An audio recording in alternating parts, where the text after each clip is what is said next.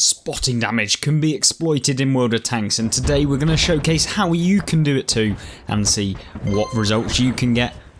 So we're going to showcase two replays that focus on how you can do it on various different maps, because ultimately most maps are typically dominated by Prokhorovka in their light tanks. Now you can see the great use of the bush mechanics and also making sure that you don't get spotted early in the game. A lot of people will be cresting the ridgeline over here in their vehicles to be able to get vision onto anyone that's going to be crossing up. Now you're seeing that actually getting into this position is the better option, because you can spot anyone that's cresting the mid-ridge whilst also remaining undetected against any of these vehicles. Now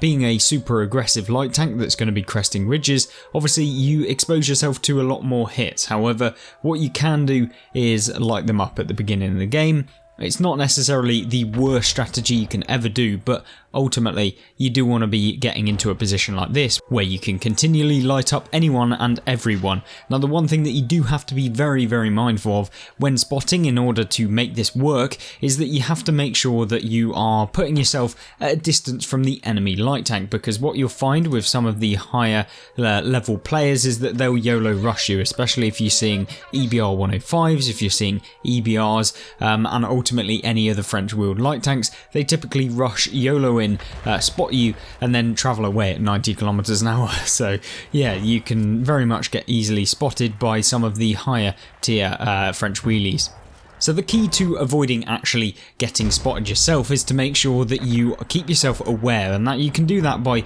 using this view here. I always recommend that if you're playing in your light tanks that you fully utilise zooming right out, using it to just be able to kind of get a good feel for how the game is going to develop, and making sure that you're not too far away from the action, and making sure that when you are near the action that you're not putting yourselves in its harm's way. Because what you can do with this view is you can see, is there going to be any gap in the vision line between you and the opponents, and that is one key thing that you'll notice within all of these top tier gameplays.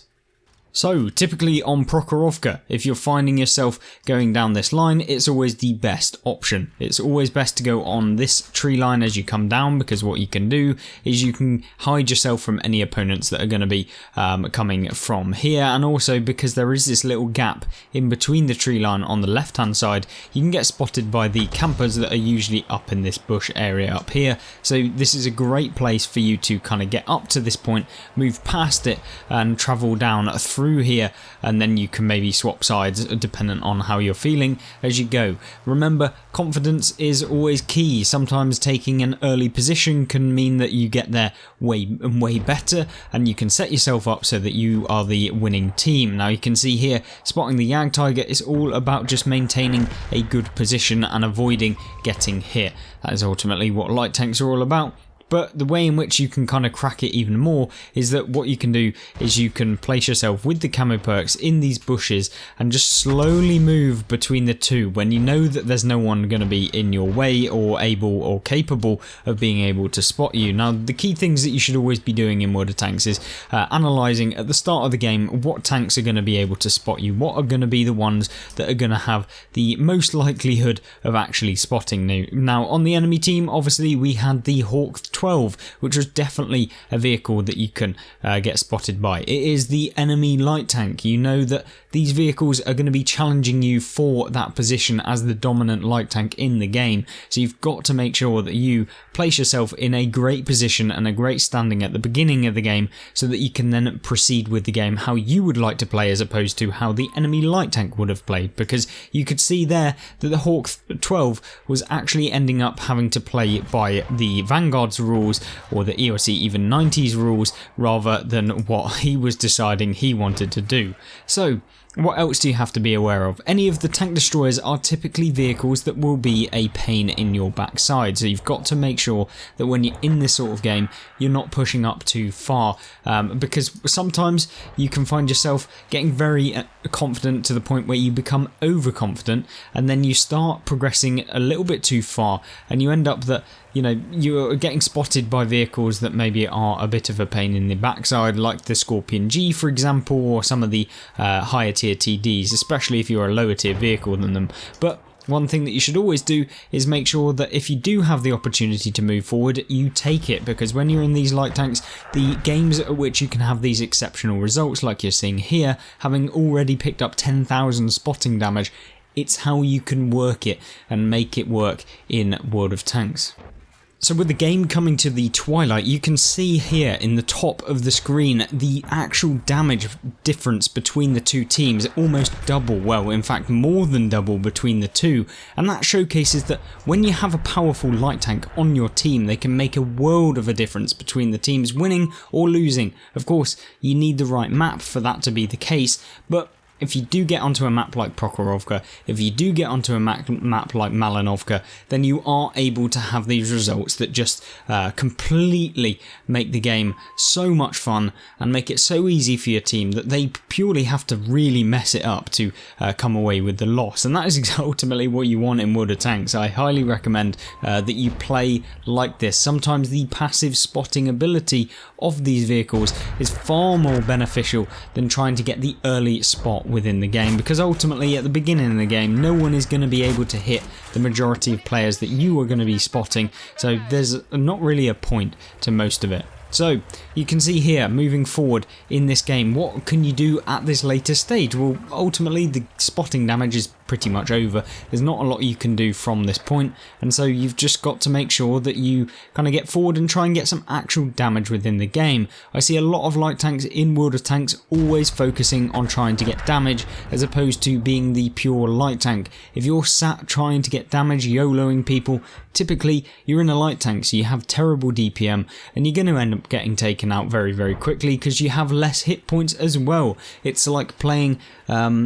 I don't know, like Russian roulette with your tank's hit points when you decide to play in a vehicle like this and you're trying to get damage, because it is not how it was supposed to be played. The light tanks are typically one of the weakest classes in terms of getting damage, so if you're trying to do it, you'd be better off playing in a medium tank. So ultimately they are for people who want to support their team in multiple different ways. Am I saying that you can never get damage in a light tank? Absolutely not. There are some fantastic replays on World of Tanks where light tanks have been able to carry the game, but on 90% of the games it's typically down to them actually being able to spot the opponents that they end up winning the game. And you can see here how much of an impact he has had in this replay, having picked up 13,000 spotting damage and 390 alpha. You can see that if he'd managed to go a full damage clip and maybe gotten taken out, you could have done what, like 1200 damage? Or is it better that you were the spotting force for your team to be able to get 13,000 damage? You know, weigh that up yourself, and of course you've got to play up to the strengths of the vehicles that you are going to be playing, and that is exactly what this replay has shown. But remember, this is a map that typically does perform very well if you're playing in a light tank, so let's have a look at a different light tank gameplay and how you can spot in that too. So we're back in Malinovka, and this is a map that showcases a great potential to get spotting damage as well, and that's because obviously it's covered in bushes, and when you're playing in a light tank that's tiny, you can make use of those bushes really, really well. So part of the fact that you can kind of get better at spotting is that knowing what your tank is good at, where you can typically go into bushes, what bushes are going to be effective for your vehicle. So for example, in the ELC even 90, it's pretty much every bush. Now playing in something like the LT432, which is slightly larger and has a different profile, maybe not every single bush will work in the game because you might be too large, or potentially it'll be too risky for you to go in a bush because all it takes is a small margin of error whereby you're going to end up spotting or getting spotted and then taken out very quickly. So ultimately what you need to be thinking of when playing in spotting tanks is getting yourself into those nice positions, and of course you've seen two in this replay. Of course Prokhorovka being in the bushes or the bush lines as you start off in the game and getting there super quickly to be able to set yourself up ready for the game to begin, and then you've got this position here at the beginning of the game. So for example, if you are playing on Malinovka as your game in your light tank, you'll typically know all of the positions where enemies go, and you always know that people focus around the building areas both here, and also then they come around and they're sat on this corner, much like where this 430U is, who is sat in this bush. Now you got to make sure that you get the vision range on these people, because if you spot them, a lot of the TDs, or for example where the AE phase 1 is, can get some shots onto the opponents that are going to be camping in these bush lines. And if you are setting up in this, it's going to be really nice for your team, because you'll get so much assisted, because ultimately you're going to be the furthest one forward. There is a ton of vehicles sat at the back as well who can help you out during the game.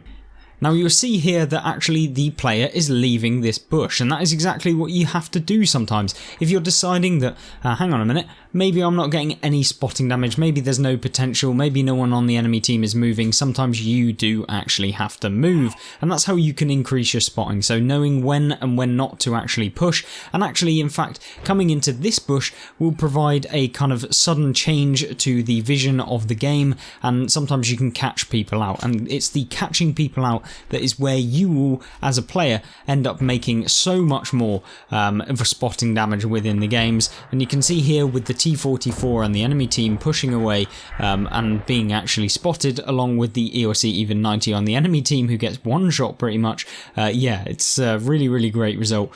for this game. So the T-44 escapes, at least to begin with, and of course another vehicle in the Scorpion does get spotted within this game and quickly shut down. And it's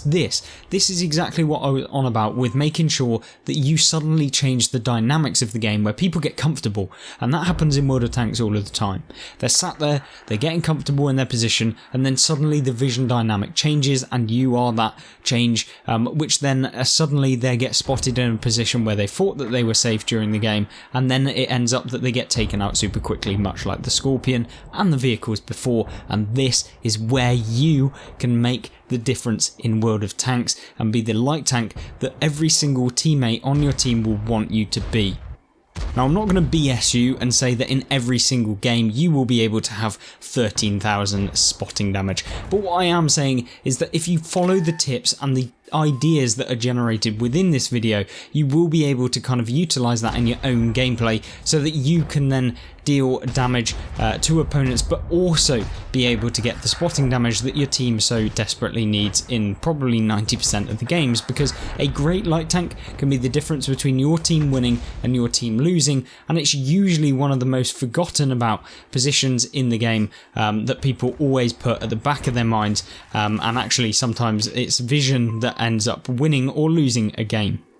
So what happens if you find that your team are looking like they're going to lose the game? You can see in this replay here that the enemy team are up by nearly 7,000 hit points over his friendly team, and that is really disturbing for him. You've got to know that sometimes you have to hold out hope, and you have to be the one that makes the sudden changes. And you saw that at the beginning of the game. He realised at the beginning he was doing nothing, and then he decides to change, and then suddenly the scores all flip. And that is exactly the sort of gameplay and the mentality you have to use. Sometimes you have to take it upon yourself to be the one that is the thing, that is the game changer, the one that's actually doing the work. And even in these sorts of situations, you have to know that sometimes you do have to unload your clip at the risk of getting spotted. But remember, always use your bush mechanics when doing that, such that you put multiple bushes in between you and the opponents that you're going to be firing at to maximise the chance of not getting spotted.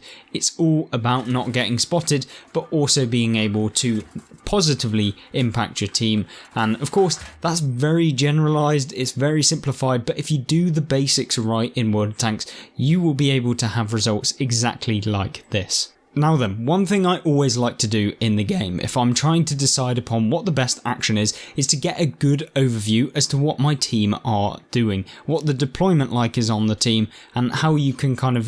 best effectively spot for them, because you can see the majority of tanks are sat behind him and kind of camping in the field. Now that means that anyone that gets spotted in this sort of range here is going to be lit up like a Christmas cake, and that means that yes, you will be able to be pretty dominant. And you can see people like this AMX M4 are out in the slaughterhouse. There's nothing this bloke can do after you've spotted him, so making sure that you position yourself in a good position where you can get the most guns from your team to actually hit this guy, it's going to be the way in which you're going to have the best game possible. And you can see here, having spotted another vehicle in the 52 TP, that the same sort of story where the AMX lost like 95% of his hit points is going to happen to this vehicle too. So this is where your knowledge of the game, your knowledge of the map, and just being aware in the game is where you can change it all up. You can see he's positioned himself in the perfect position.